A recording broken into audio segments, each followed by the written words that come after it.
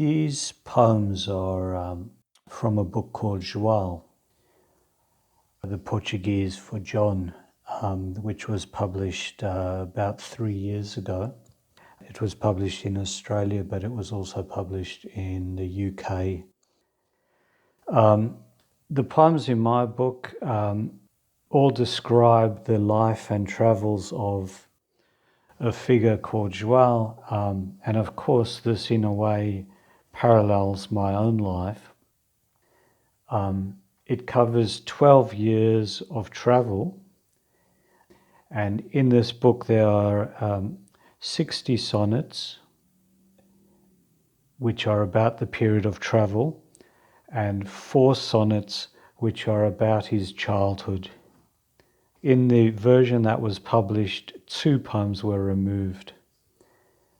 The first poem describes an experience in central Japan, where the poet João arrives at a Buddhist temple and sees a mummified corpse of a Buddhist monk.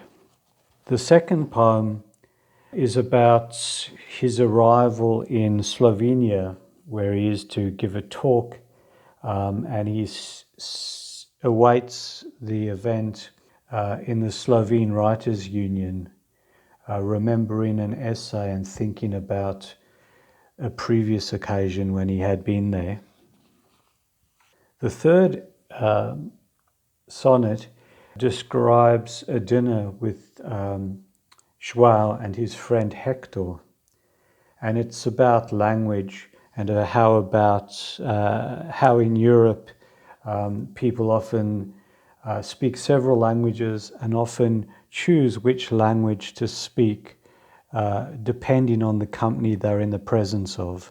So if they're in the presence of someone who can't speak one of the languages, they tend to switch to the language that person can speak. And then the last sonnet is literally the last sonnet in the book as well. And this is about João's memories of his grandmother, whom he last saw in Cape Town. The poem itself is set in Cape Town, in a suburb called Sea Point, and it mentions Table Mountain, the very famous mountain that's literally behind Cape Town. And it also talks about his grandmother's life. She was born on an island called Tristan da Cunha, which is in the middle of the Atlantic, almost exactly between Rio and Cape Town.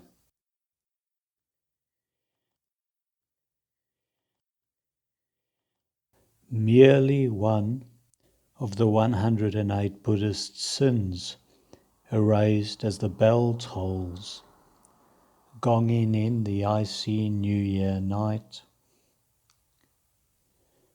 That team of monks stepping back, silent, from the released pole under the TV spotlights.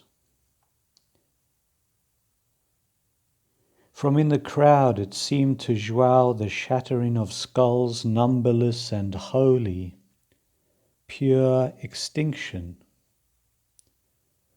As if all the many thousands seeing the bell, the millions, knew by telepathy what was lurking in his soul, that ghost. He closed his eyes, felt lost, slowly recalling within the depths of his dim honeycomb body, arriving at a temple in the far mountains of Honshu. Pilgrims were already there, kneeling, and the monk, blessing them with a long leafy branch, beckoned him in to also pay homage to the transparent box, the mummified saint. João heard. He could also be you.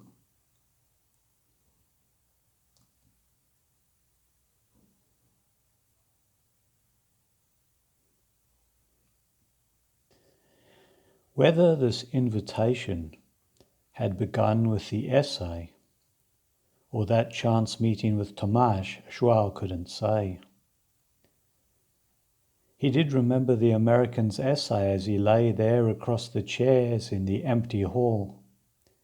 Its description of this, the Slovene Writers' Union, all the ironies of socialism, how powerful writers today are fading like old paperbacks. There was João's pleasure deep as he napped, exhausted after the train journey, dreamily recalling another season, the willowy translator, sweet, raven-haired, he had slept with, for the first time unself-consciously. This evening she would hug him on arrival in front of everyone, embarrassing them or him. Now that he was here, under the watchful eye of dream, he was recalling what years ago she had said. A man must write a book, plant a tree, father a child.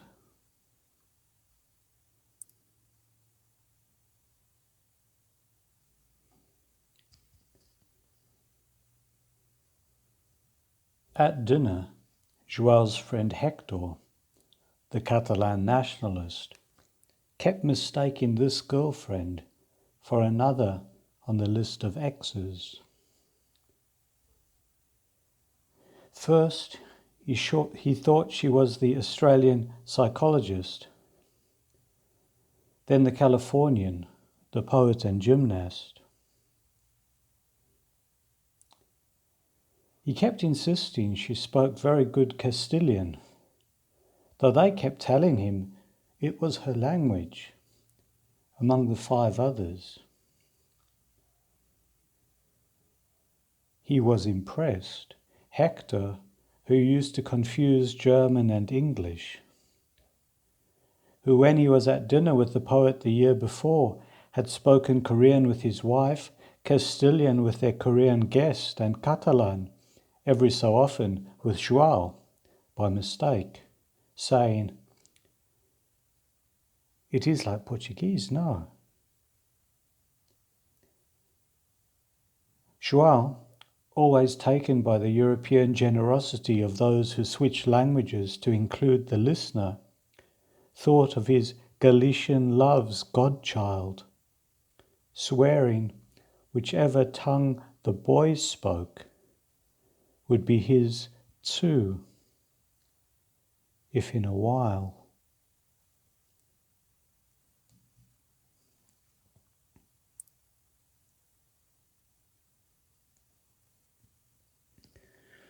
There, in the glary Sea Point street, stands his grandmother, as if in an eternally summery Lisbon. This dear, proper woman, thin from eating too little and smoking, one eye covered with cotton wool, a black patch.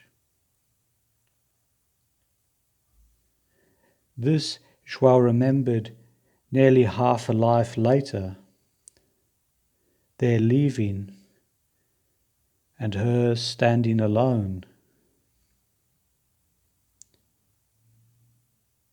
She must have been talking, yet was like his own mother, withdrawn, stoic.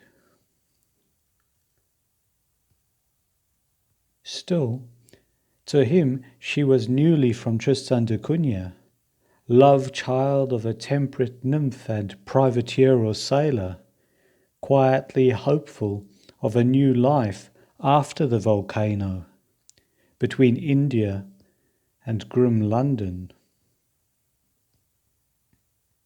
What, João? Is that your last and earliest memory? Of a castaway wordlessly blinking, looking past you, forever staring up at Table Mountain, that huge wall, it's blue.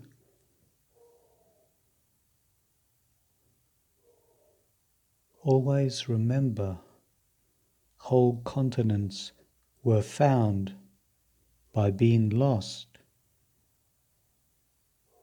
Anyway, the Tibetans say, Mother is space, her depths, you.